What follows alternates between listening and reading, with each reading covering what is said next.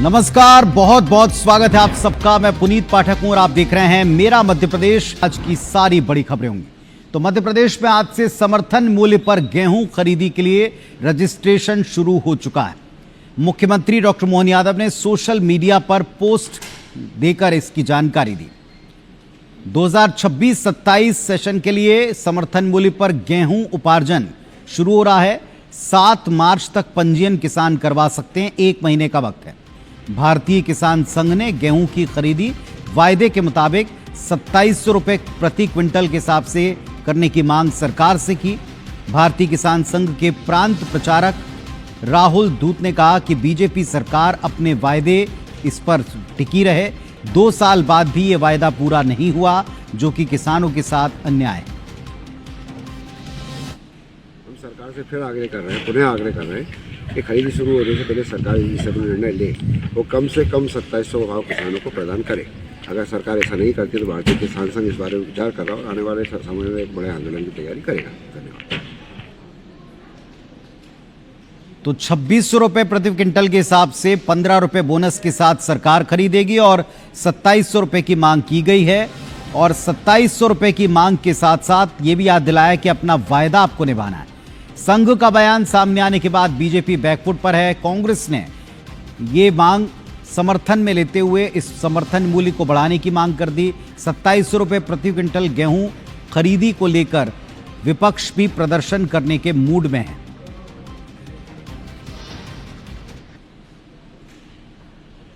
थोड़ा इंतजार करना चाहिए। डॉक्टर मोहन यादव जी ने और कृषि मंत्री जी ने इस संबंध में स्पष्ट किया विधानसभा में। इस सत्र के आने तक का इंतजार। ऐसा ही कांग्रेस पार्टी लगातार मांग कर रही है कि 4000 रुपए कुंटल का गेहूं का भाव होना चाहिए। किसान संघ ने कहा कि अपना वादा तो पूरा कर दो, 2700 का कहा 2700 में तो खरीद लो, लेकिन मुंह से बोलते कुछ हैं और करते कुछ और हैं। इनकी कथनी और करनी में फर्क है। किसान तो जो सरकार की नीतियां हैं वो कहीं भी किसान के हित में नहीं है और सभी किसान वर्ग आज सरकार से नाखुश है, बहुत नाराजगी है। ये उनको आने वाले समय में इसका परिणाम देखने को मिलेगा। तो किसानों को लेकर सियासत फिर चरम पर जाने वाली है, इस बात के संकेत मिलना शुरू हो गए। देश में किसान हमेशा सियासत का मुद्दा रहा है। बार बार सियासी दल इनके हितों के बहाने अपने सियासी हित साधते हैं। प्रदेश में एक बार फिर अन्नदाता किसान और इस पर एमएसपी क्या है सियासत शुरू हो गई। किसान संघ अपनी मांग को लेकर सरकार के खिलाफ आंदोलनरत होगा, तो कांग्रेस ने सियासी माहौल अपने पक्ष में करने का प्रयास शुरू कर दिया। दरअसल केंद्र सरकार ने गेहूं का समर्थन मूल्य 2585 रुपए प्रति क्विंटल तय किया, जिसमें राज्य सरकार किसानों को 15 रुपए बोनस देकर इसे 2600 रुपए क्विंटल के हिसाब से गेहूं खरीदी का ऐलान कर रही है। रजिस्ट्रेशन शुरू हो गया है। 7 फरवरी से 7 मार्च तक 3186 केंद्रों पर किसान रजिस्ट्रेशन करवा पाएंगे और ठीक उसी समय संघ ने कहा है कि इसे 2700 मिनिमम होना चाहिए और विपक्ष कहता है हम तो 4000 कह रहे हैं, कम से कम 2700। संघ की तो सुन लें।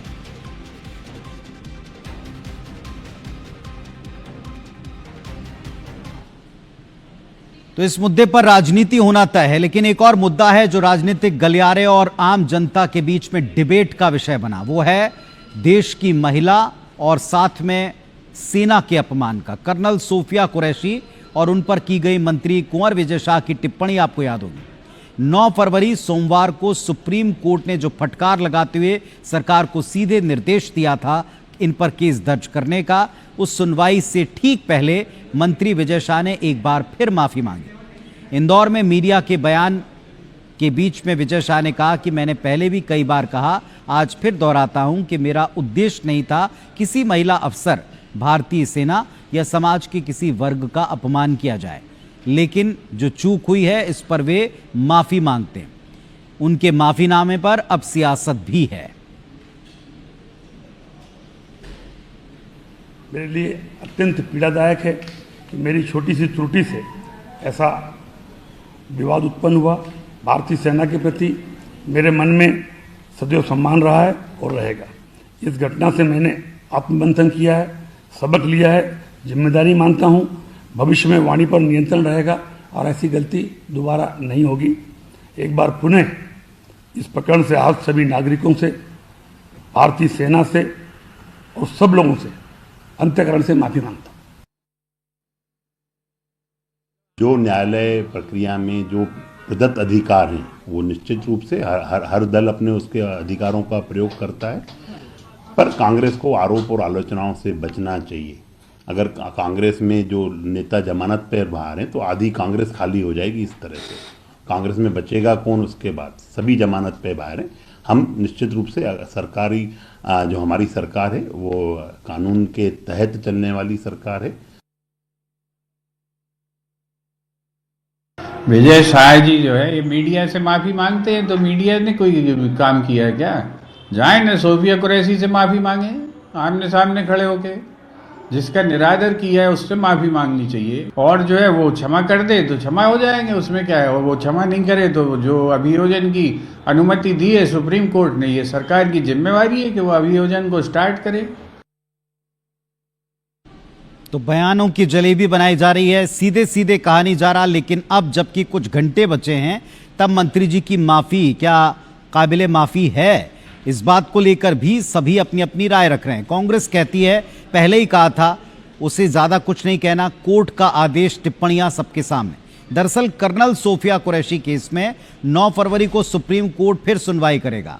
और सुनवाई क्या करेगा? जो पिछला निर्देश था सरकार 9 तारीख की सुनवाई के पहले मंत्री जी पर मामला दर्ज करे, उसमें राज्य सरकार को बताना है। यह भी माना जा रहा है कि हो सकता है कुछ वक्त और मांगे, लेकिन इसके पहले विपक्ष के तेवर कड़े हैं। 15 दिन के अंदर निर्णय लेने का निर्देश पिछली सुनवाई में कोर्ट ने साफ तौर पर सरकार को दिया था।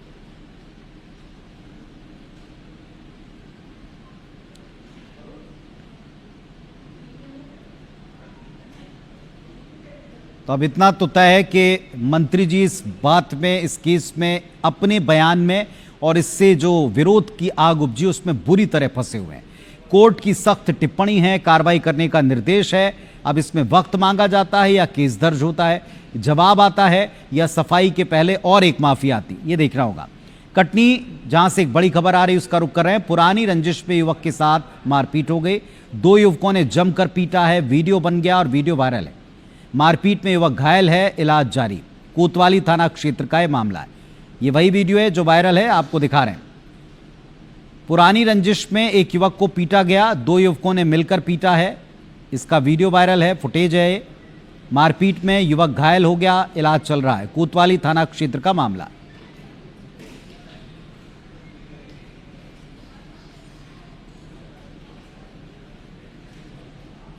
भोपाल के हमीदिया अस्पताल में ठगी हो गई। डॉक्टर बनकर ठग ने हमीदिया अस्पताल में ठगी की। अस्पताल में एडमिट कई परिवारों को अपना शिकार बनाया, इलाज के एवज में रुपए मांग लिए। मरीजों के परिजन ने ऑनलाइन रुपए ट्रांसफर भी कर दिए। पुलिस ने आरोपी को इंदौर से गिरफ्तार किया। आरोपी के पास मरीजों का पूरा डेटा, पूरा रिकॉर्ड था। हमीदिया अस्पताल स्टाफ इसमें मिली भगत से ये सारा काम हो रहा था, ऐसी आशंका जताई गई। फिलहाल क्या कोई लिंक है, क्या इस आशंका में बल है, इसकी जांच की जा रही है।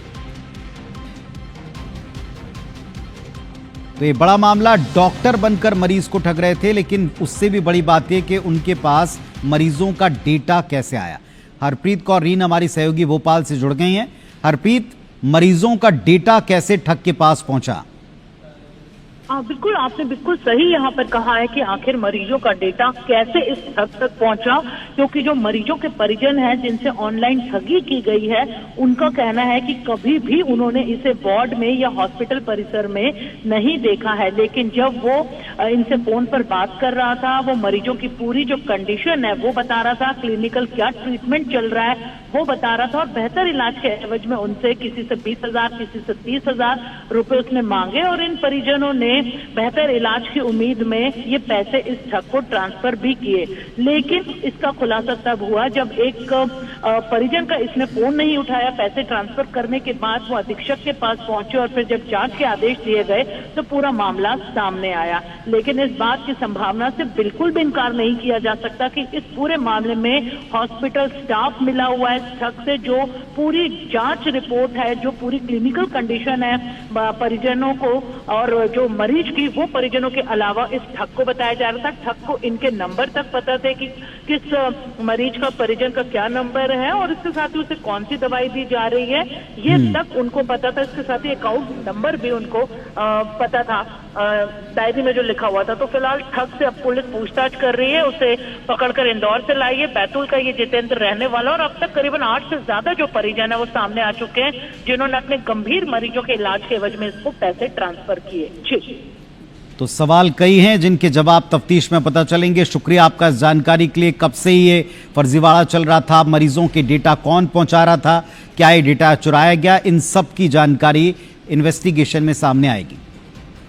और हरदा से एक बड़ी खबर, स्वामी विवेकानंद महाविद्यालय में एबीवीपी ने प्रदर्शन किया। कॉलेज में साफ सफाई और पेयजल व्यवस्था को लेकर हंगामा और आक्रोश था। एबीवीपी कार्यकर्ताओं ने प्राचार्य को हटाने की मांग की। हनुमान चालीसा का सामूहिक पाठ किया गया। गेट पर प्राचार्य लापता होने के पर्चे चिपकाए गए। प्राचार्य लापता और समस्याओं पर ध्यान आकर्षित करने हनुमान चालीसा का पाठ किया। ये तस्वीरें आपको दिखा रहे हैं हरदा की। स्वामी विवेकानंद महाविद्यालय में अखिल भारतीय विद्यार्थी परिषद का प्रदर्शन है, जिसमें पेयजल, साफ सफाई जैसे बेसिक मुद्दों पर प्राचार्य लापता के पोस्टर लहराते हुए हनुमान चालीसा का पाठ कर विरोध दर्शाया।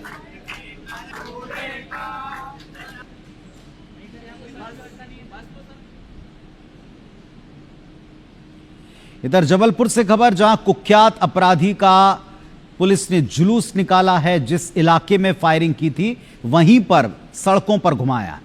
आरोपी शिब्बू खान पर 10 से ज्यादा आपराधिक मामले दर्ज। हत्या के मामले में जेल में बंद था आरोपी। जेल से छूटने के बाद दहशत फैला रहा था। 24 घंटे के अंदर 2 बार फायरिंग की। व्यापारियों की शिकायत के बाद पुलिस ने गिरफ्तार किया। गढ़ा थाना क्षेत्र का मामला है। तो ये खबर और तस्वीर जबलपुर से, जहां कुख्यात अपराधी का सरे राह जुलूस निकाला।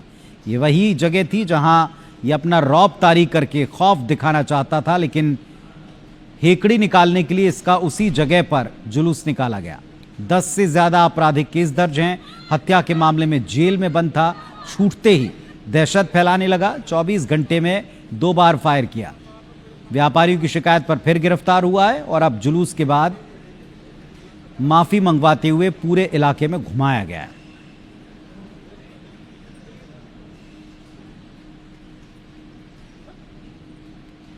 पन्ना से खबर है, अज्ञात वाहन ने तेंदुए को टक्कर मार दी, जिसमें तेंदुए की मौत हो गई। नेशनल हाईवे 39 के भैरव घाटी के पास में हादसा हुआ। मौके पर वन विभाग की टीम मौजूद है।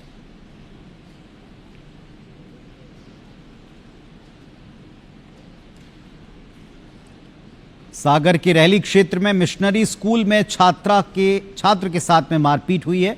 यहां के क्राइस्ट कॉन्वेंट मिशनरी स्कूल में कक्षा 9वीं के छात्र की शिक्षक ने बड़ी बेरहमी से पिटाई की। दरअसल टीचर शैलेंद्र ने छात्र से होमवर्क की कॉपी मांगी। छात्र ने जब कॉपी नहीं दी तो टीचर नाराज हो गए और उसकी पिटाई की। स्कूल से घर लौटने के बाद छात्र ने परिजनों को जानकारी दी, जिसके बाद उसे अस्पताल ले जाया गया। पुलिस ने टीचर के खिलाफ केस दर्ज कर जांच शुरू कर दी है। जिला शिक्षा अधिकारी ने बताया कि घटना की जांच के लिए एक टीम बना दी गई है। छानबीन करेगी और उसके बाद एक्शन होगा। तो शिक्षा विभाग ने अब इस पूरे प्रकरण पर एक जांच टीम गठित कर दी। होमवर्क की कॉपी न दिखाने पर पीटा गया है स्टूडेंट को, जिसके निशान दिखाई पड़ रहे हैं। विकासखंड शिक्षा अधिकारी प्रिंसिपल को तत्काल जाकर स्कूल सुबह जाएं और रिपोर्ट लें क्या मामला है। यदि किसी प्रकार की अनुशासनहीनता की गई है किसी शिक्षक द्वारा, वो प्राइवेट स्कूल है, मुझे असमान जिला बता रहा है जो आप, तो उस पर जो वैधानिक कार्रवाई वो की जाएगी, क्योंकि मान्यता प्राप्त स्कूल है। ये अभी सामुदायिक स्वास्थ्य केंद्र रैली में अभिजीत ठाकुर नाम से एक 13-14 साल का बच्चा है, जिसको लाया गया है इलाज के लिए, जिसको कुछ चोटें हैं जांघ पे, बाईं जांघ पे, दाईं जांघ में, और जिसके लिए इलाज इसका सामुदायिक स्वास्थ्य केंद्र रैली में किया जा रहा है। अभी बच्चे के बताए अनुसार उसके साथ कोई मारपीट की गई है, जिसकी वजह से उसको चोटें आई हैं और जो निशान फॉर्म में है। FIR दर्ज करना चाहिए, उससे कड़ी से कड़ी सजा मिलना चाहिए। और स्कूल प्रबंधन भी इस जांच के दायरे में आता है क्योंकि उसकी जिम्मेदारी है। जो बच्चे आते हैं उनको पढ़ाई के अलावा, पढ़ाई में अगर वो कमज़ोर भी है, कुछ भी है, मगर उनके साथ मारपीट नहीं की जा सकती। खबर सागर से, जहां अटल पार्क अश्लीलता का अड्डा बन गया। आपत्तिजनक हरकतें और वीडियो इस इलाके में बनाए जा रहे हैं जो कि वायरल हैं। पार्क में रोमांस करते कपल को आप देख पाएंगे। ये सार्वजनिक जगहों पर हो रहा है। सागर के अटल पार्क में इस तरह के मामले आम हो चले हैं, जहां आपत्तिजनक स्थिति में कपल दिखाई पड़ते हैं। अटल पार्क अश्लीलता का अड्डा बन गया है, जिसे लेकर शहरवासी भी कई बार विरोध प्रकट कर चुके हैं। तो कुछ तस्वीरों और वीडियोस को लेकर सवाल उठ गए हैं। एक सार्वजनिक पार्क अश्लीलता के अड्डे के तौर पर पहचान बना रहा है। रोमांस करते कपल और आपत्तिजनक स्थितियों में कपल नजर आ रहे हैं। पाकिस्तान की जेल में 7 साल सजा काटने के बाद बालाघाट के युवक की घर वापसी हुई। जिले के तहसील मुख्यालय खैरलांजी का रहने वाला युवक प्रसन्नजीत मानसिक बीमारी के चलते भटकते हुए सरहद पार कर पाकिस्तान तक चला गया। पाकिस्तान की जेल में सुनील अदे के नाम से उसको बंद करके रखा गया। 31 जनवरी को प्रसन्नजीत की रिहाई हुई। अटारी वाघा बॉर्डर पर भारतीय अधिकारियों के सुपुर्द किया गया। सुरक्षित वो अपने परिजनों के बीच आ पहुंचा है। प्रसन्नजीत की घर वापसी पर बालाघाट जिला प्रशासन की बड़ी भूमिका रही। प्रसन्नजीत की घर वापसी के लिए बहन संगमित्रा ने बहुत ही संघर्ष किया। इसकी वापसी से परिवार खुश है, भावुकता का माहौल है। मानव अधिकार आयोग में भी केस डाले हमने। सनातन समिति बालाघाट वालों ने भी ज्ञापन सौंपा था कलेक्टर सर को। सबने अपनी अपनी तरफ से बहुत कोशिश की। हाँ, मैं प्रशासन से मदद चाहती हूँ कि इसका अच्छे से अच्छा इलाज करे और इसे अपने पैरों पे खड़ा करके अपनी आगे की जिंदगी जिए। कलेक्टर साहब ने तत्काल निर्णय लेकर एक दल बनाया। 4 लोगों को दल बनाकर तत्काल हमारे द्वारा कलेक्टर साहब के नेतृत्व में एक दल भेजा और वहाँ से मेरे द्वारा भी वहाँ के थाना प्रभारी संपर्क करके और वहाँ से उनको लेकर आए और कल हमारे यहाँ पहुँच चुका है। अब उसका थोड़ा स्वास्थ्य ठीक नहीं है, तो अभी प्रशासन की ओर से भी हम उसको उचित इलाज कराएंगे।